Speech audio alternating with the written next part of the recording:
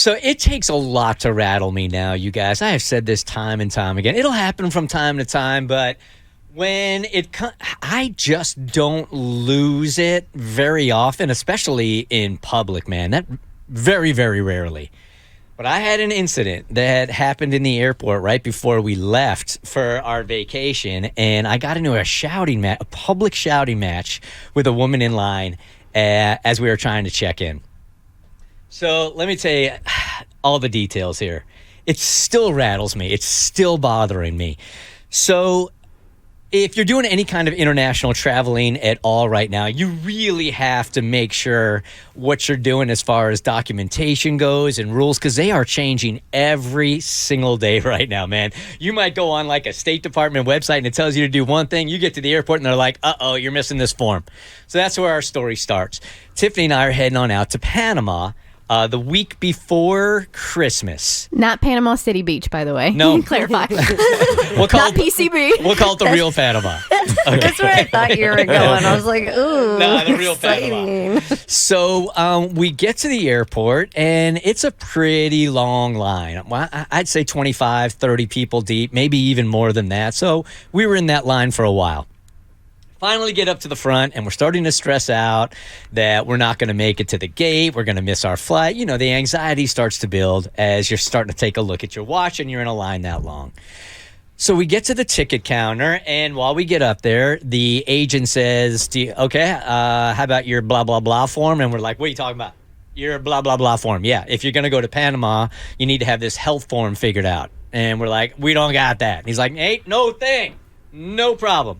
Whips out a couple of forms and says, do me a favor, just go to the side of our counter over here, right? And then when you're done, just get back into my line. You don't have to go all the way through the line again, right? And you don't have to stand in there with 50 people. We're like, cool.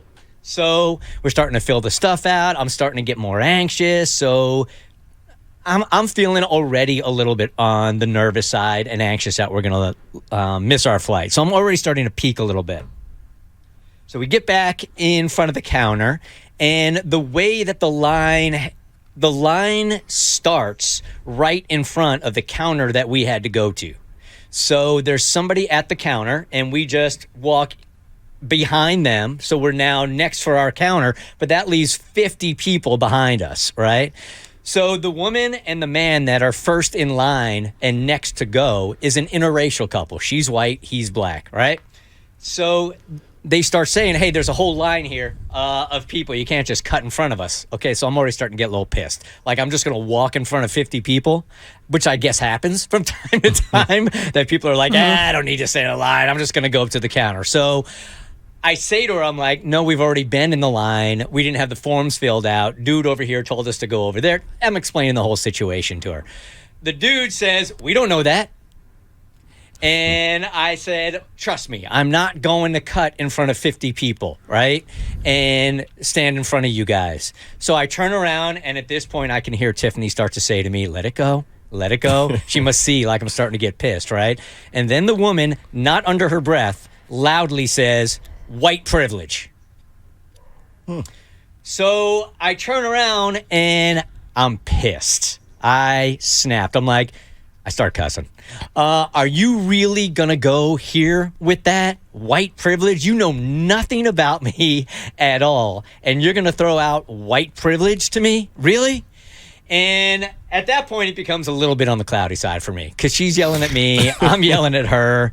And then the gate agent finally says, yeah, he was in line. He was in line, and this is fine. So I turn to her as she's still continuing to yap at me, and I say, the only thing that you should be doing right now is apologizing.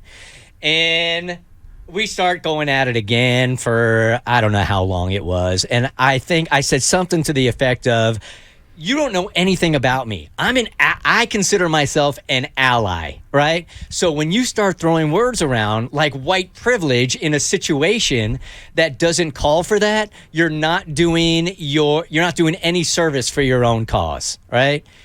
And I don't know that it helped. I don't really remember how the conversation goes. I just remember that she apologized at some point, and we were two people, a mess, yelling at each other at an airport. I was so infuriated.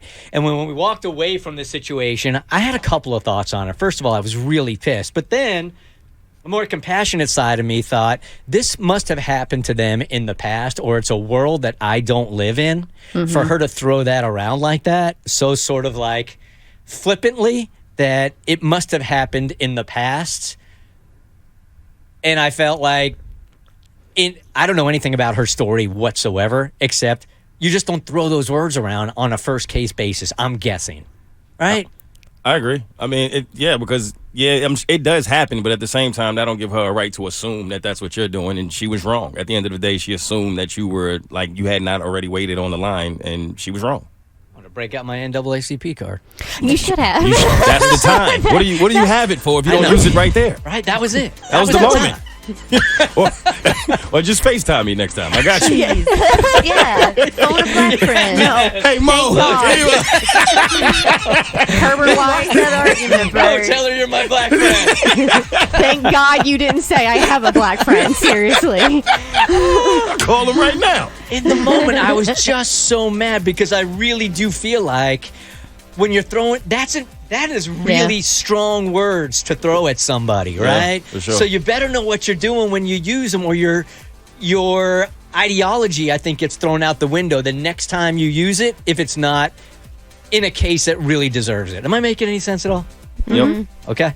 I'm going to have that NAACP card tattooed on my arm. Just get that on one arm and me on the other. You'll be fine. Between these two, I'm safe. The Bert Show.